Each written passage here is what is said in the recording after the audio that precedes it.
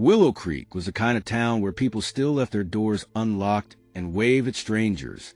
Nestled in the hills of rural Pennsylvania, it was the kind of place that seemed untouched by time. Everyone knew everyone, or at least they thought they did. Emily Wallace, 34, was a registered nurse at Willow Creek General Hospital. She was the kind of person people described as pure-hearted. She volunteered at the food pantry, brought cookies to her elderly neighbors, and ran a book club for new mothers. To the outside world, Emily was everything good about small-town America.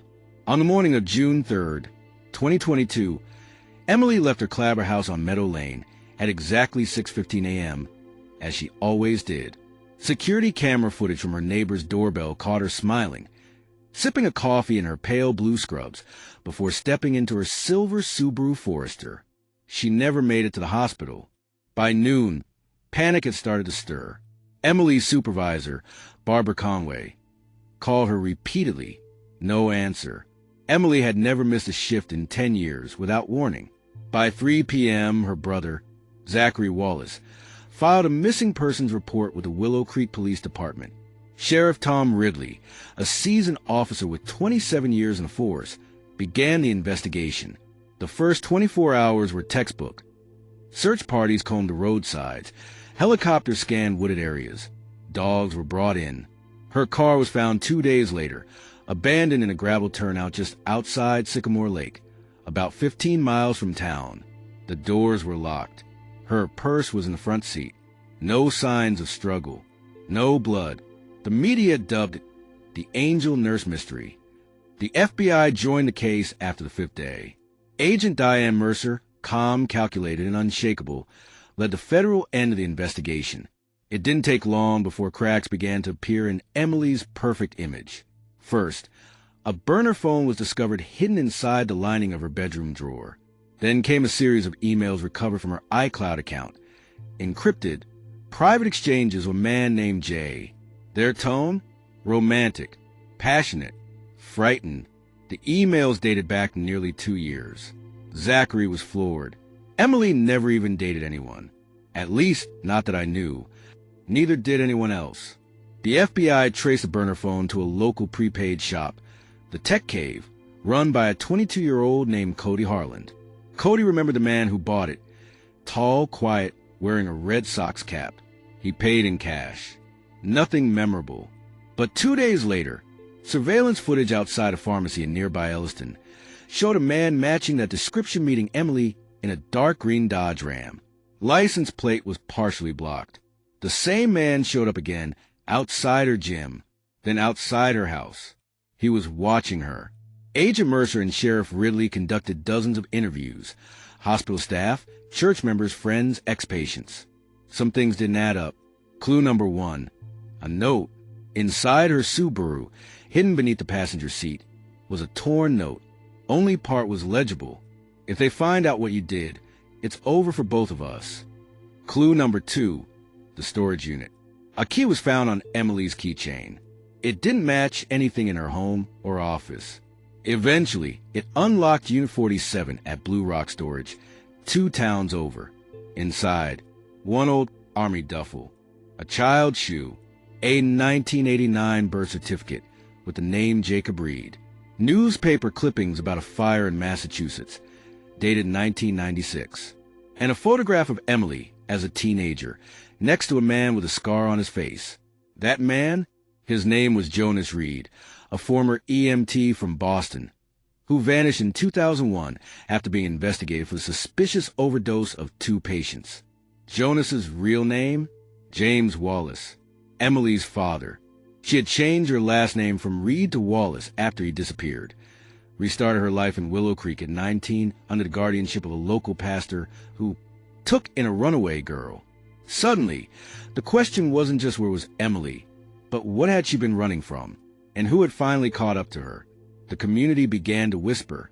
Conspiracy theories spread online. Some claimed she was part of a witness protection program. Others suggested she faked her own disappearance. Then came the biggest break in the case.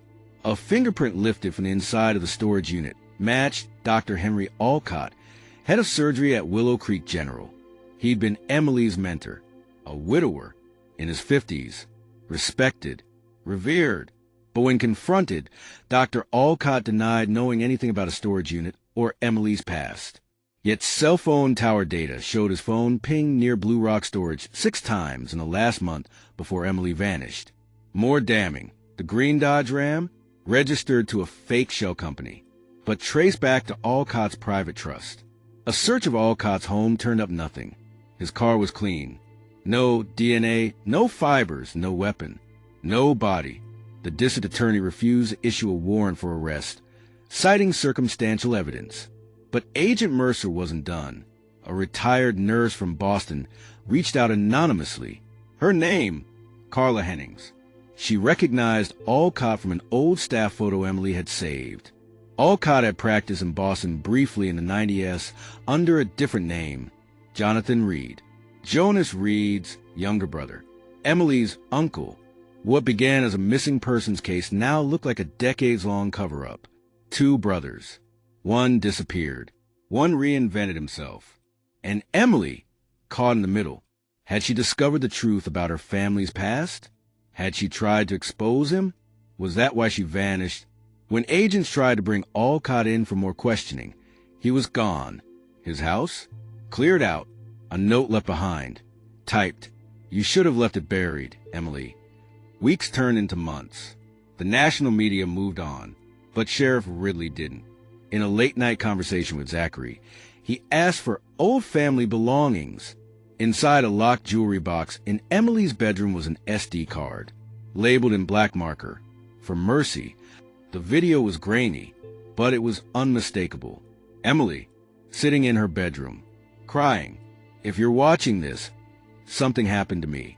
His name isn't Henry Alcott. His name is Jonathan Reed. He's not who he says he is, and he's dangerous. I found something about what he and my father did in Boston. He told me to stop digging. I didn't. I think he's watching me now." The footage ended. A timestamp confirmed it was recorded the night before she disappeared. Despite this, no arrest was made. No body. No crime scene. Dr. Alcott Jonathan Reed remains a fugitive. Emily remains missing. Some say she's dead. Others believe she escaped and is in hiding, too scared to come forward. But every year on June 3rd, the town of Willow Creek gathers at Sycamore Lake. They light candles. They whisper prayers. And somewhere in the shadows, someone watches. On the 1-year anniversary of Emily's disappearance, Zachary receives an envelope in the mail. No return address. Inside is a Polaroid photo. A blurry shot of a woman in scrubs walking through a crowded street in Guatemala. Scrawled on the back, "Tell Mercy the truth is still alive." The letter came anonymously, postmarked from Virginia. Zachary Wallace handed it to FBI agent Diane Mercer, who hadn't slept more than 4 hours in the past 2 weeks. She read the message twice. Blue Rock Creek. Cabin 11. Check the well. Within hours, a task force was mobilized. Drones scanned the woods outside the old Blue Rock Scout Camp, a dilapidated campground that had been abandoned since 2003. Locals said it was haunted. Kids dared each other to go there on Halloween. Cabin 11 stood like a skeleton. Charred walls, broken windows. Its roof half collapsed, but the well was untouched. It took them 4 hours to pump the water. By dusk, they found bones. A partial skull, 2 femurs, vertebrae wrapped in faded blue scrubs. The dental records matched, but not to Emily. The remains belonged to a woman in her late 30s. COD, blunt force trauma to the back of the skull. Estimated time of death, 18 months earlier. She'd never been reported missing. But a single item changed everything. Stuffed inside the shirt pocket was a hospital badge, faded and cracked. Name, Delilah Burns. Position, ER nurse, Boston Regional Hospital. Last known record, terminated in 2016 for whistleblowing. Emily's burner phone, remember that? One of the encrypted emails she wrote mentioned Delilah. She knows about Boston. She said if I ever disappear, look in the places they don't want found. Was Delilah trying to warn Emily and paid the price? Agent Mercer flew to Boston with Zachary, retracing old files from 1996. That fire, the one mentioned in the storage unit evidence, it destroyed Reedview Recovery Center, a small rehab facility run by Jonas Reed, Emily's father, officially blamed on faulty wiring. Unofficially, 6 patients died in the fire. 2 have been days away from testifying against Jonas, and a second administrator, someone known only as J.R. They suspected improper drug testing, billing fraud, even patient abuse. The J.R. in those old files was Jonathan Reed. The brothers disappeared within weeks of the fire. One went underground. The other reinvented himself as a small-town doctor. In August 2024, 2 years after Emily vanished, a gas station in rural Mississippi captured something chilling. Surveillance footage. A man with a deep scar over his left eye. Buying supplies. Cash only. The scar matched Jonas Reed's 2001 mugshot. The video was grainy, but enough to reopen his file with the FBI's most wanted list. Even more disturbing, behind him stood a woman, medium build, brown hair, wearing scrubs. She turned to the camera for half a second. Zachary swore was Emily. Back in Willow Creek, the FBI re-interviewed one of Emily's old college roommates, Maggie Clemens, who'd since moved to Harrisburg. She admitted something she hadn't revealed before. In 2019, Emily confided in her that she feared someone was digging through her past. She'd noticed cars tailing her, her apartment broken into, but nothing taken. Then she said something else. If anything happens to me, it won't be a stranger. It'll be someone who calls me family. Maggie hadn't told anyone out of fear, but after the footage from Mississippi, she changed her mind. In an effort to preserve what was left of Emily's legacy, Zachary decided to sell her house.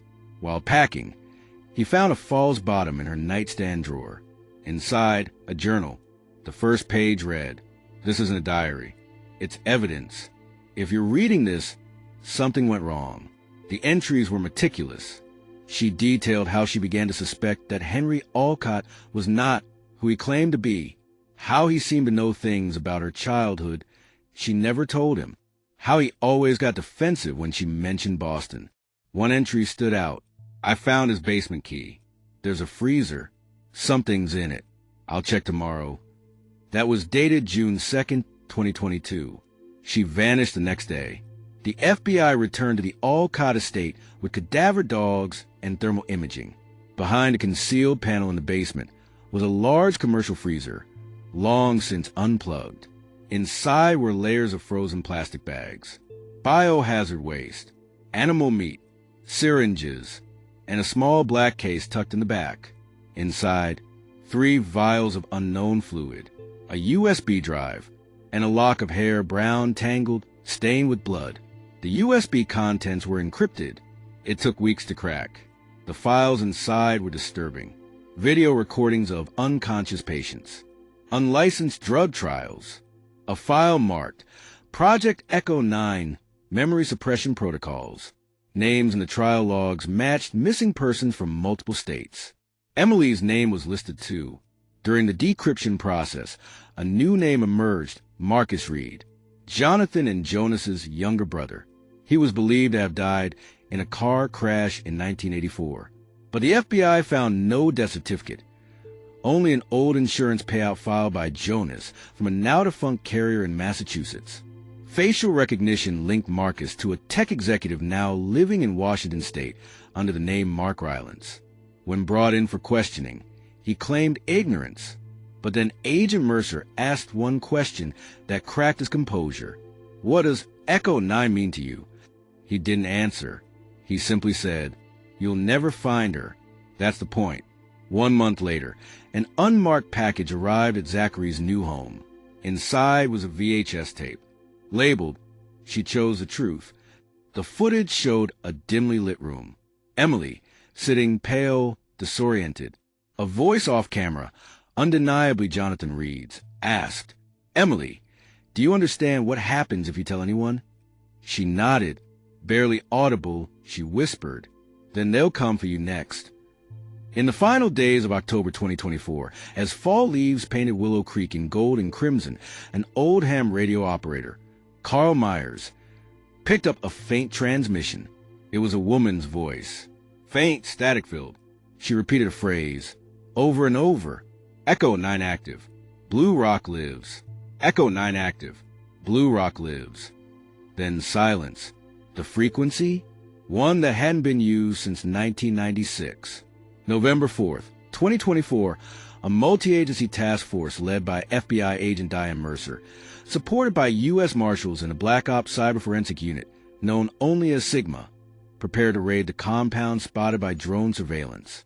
Location: Vanguard Rehabilitation Center, disguised as a PTSD recovery facility in northern Idaho. Intel suggested it was run by the Echo Group, a shell corporation linked to Marcus Reed, a.k.a. Mark Rylance, and possibly still housing Jonathan and Jonas Reed. The mission objective: extract all patients, seize physical and digital records, identify and arrest the Reed brothers, confirm the identity and condition of Emily Wallace. At 4:27 a.m., they move in. Emily was found in room 17, sedated, restrained, but alive. But her mind? Fractured. She didn't recognize her name. She spoke in broken sentences, referred to herself as Patient Omega, and recited numeric codes when asked about her past. Her right arm had a faded barcode tattoo. Behind her left ear, a surgical scar, fresh. Zachary Wallace was brought to the facility for positive ID. When he approached her, she stared blankly and asked, "Do you have clearance for Echo 9? Then smiled. But it wasn't her smile. In a secured server room, Sigma recovered over 7 terabytes of video logs, medical records, and Black Book documents. Project Echo 9 had begun in 1994, originally pitched as an advanced psychological trauma treatment system using memory redaction to help victims of war, abuse, and PTSD. But it evolved.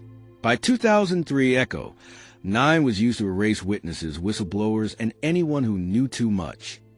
Victims were drugged, psychologically broken, implanted with microchips, and reprogrammed into false identities. Some were sold into labor. Others disappeared entirely. The project was spearheaded by Jonathan Reed, funded by a legal clinical trial money funneled through Reedview Recovery Center before it burned down. Emily had found the truth and paid the price. Jonathan Reed, now a fugitive of over 2 decades, had left the facility 3 hours before the raid. He left behind a flash drive titled, "Goodbye, Emily." On it, a video. You thought you were clever. You always were. But this isn't a game of rescue. Emily is gone. What you found, that's just what's left.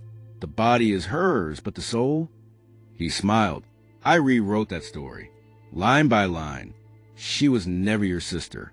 She was my experiment. He held up a photo, Emily as a child, laughing in her father's arms. And now she's proof that Echo 9 works. Emily was placed in a secure trauma rehabilitation wing in Washington, D.C. Therapists believed recovery was possible if minimal traces of her original self could be reawakened. Zachary brought her old photo albums, home videos, the family dog's collar, her favorite book. One afternoon, as he read aloud from Little Women, she blinked, then whispered, "Beth dies in chapter 40. Zachary froze. Tears welled in his eyes. There she was. International warrants were issued. Jonathan Reed was now classified as a domestic terrorist and human rights violator. Interpol traced his last known travel to Belize. But a house rented in his name was abandoned, with blood on the walls and a note pinned to the door. You killed the lie. Now live with the truth. In the corner of the room, written in charcoal on the floor, Omega 17, room 17, Emily's cell. He had been watching. Despite the raid and evidence, no government official had yet admitted knowledge of Echo 9. The Echo Group's funding came through multiple nonprofit mental health grants, some backed by federal contracts. A leaked memo from 2012 showed discussions between high-level officials about covert psychological containment options for political dissidents and protected witnesses. Suddenly, this wasn't just a crime case. It was a scandal. Congress held emergency hearings. Protesters filled the streets with signs reading, "I am Echo 9. Truth was a virus. Where are the other Emilys?" Because yes, there were others. At least 46 people still unaccounted for. By March 2025, Emily was slowly recovering. In one recorded therapy session, she finally referred to herself as Emily Wallace. She cried while watching a video of her and Zachary dancing in the kitchen. "I had a dog," she said softly. "Benny, he always knew when I was sad." The therapist nodded. "Yes, Benny." Then she paused. Her smile faded, and she whispered, "He killed Benny." Back in Willow Creek, the Wallace home was reopened as a family memorial. But while inspecting the attic for a planned renovation, a contractor found an old, unmarked black box screwed into a ceiling beam. Inside, a micro camera, long dead, but the data drive was still intact. FBI agents recovered 47 hours of footage, dating back months before Emily's disappearance. Someone had been watching her from inside her home. Frame by frame, Agent Mercer reviewed the video. At timestamp 42 hours, 17 minutes, and 8 seconds, a familiar face stepped into frame. Zachary Wallace, standing in her room, opening drawers, removing the burner phone, looking directly at the camera, and smiling. Emily was finally safe, rebuilding. But a knock came on her hospital door one quiet morning. Agent Mercer stepped in. She looked devastated. "We found something. We need to talk about Zachary." Emily's hands trembled. No, he saved me. He's the reason I'm alive." Mercer placed a file on the table. Inside, evidence that Zachary was once an Echo 9 psychological analyst, discharged in 2015 after a mental breakdown. Photos of him attending Reedview Recovery Center staff events in 1996, at age 19. He hadn't just been Emily's brother. He'd been part of the system. She backed away, tears falling. "Who am I?" she whispered. A surveillance camera in an undisclosed location shows Zachary entering a storage unit in upstate New York. He opens a freezer. Inside is a single folder, labeled Project Echo 10 Resurrection. He smiles into the camera. Fade to black. Lingering questions. Did Zachary manipulate the entire investigation? Was Emily's disappearance a failed rescue or a trial run? Is Echo 9 truly gone, or is Echo 10 already active?